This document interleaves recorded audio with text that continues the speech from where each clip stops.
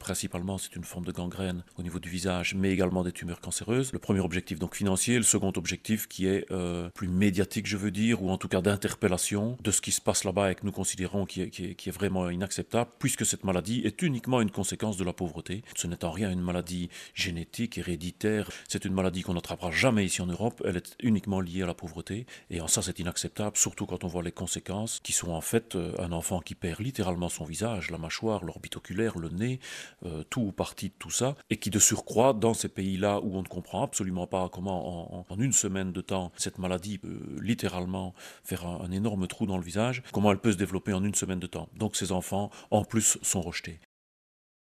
Le symbole, c'est de rejoindre l'Afrique. Donc, c'est quelques étapes au Maroc, juste pour trouver un aérodrome qui me ramènera, puisque je reviens quand même en avion. Et donc, en fait, le chemin qui est tracé est un compromis entre la distance la plus courte, tout en n'empruntant pas, bien entendu, des autoroutes ou des grands axes routiers. On passe d'un GR, le GR 654 au début, jusqu'à Nevers, et puis on bascule sur un autre GR. Donc, on contourne le massif central par l'ouest, donc par la gauche, et puis on réoblique un petit peu sur la droite pour passer les Pyrénées au col du Perthus, pour longer toute la côte espagnole par sa façade est en 96 étapes. Donc je pense que la moyenne est un tout petit peu en dessous de 40 km, étant entendu que les étapes plus montagneuses, on est aux alentours de 34-35 km. Et par contre, les étapes de plaine, on va jusqu'à 45, 47, 48 km par jour.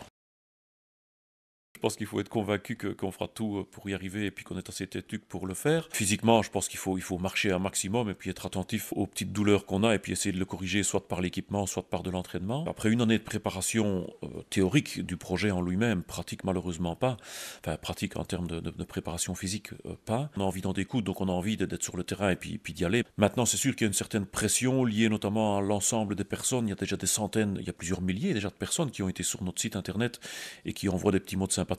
Donc oui, il y a une certaine pression qui est celle d'être à la hauteur et de mériter la confiance que les gens nous portent.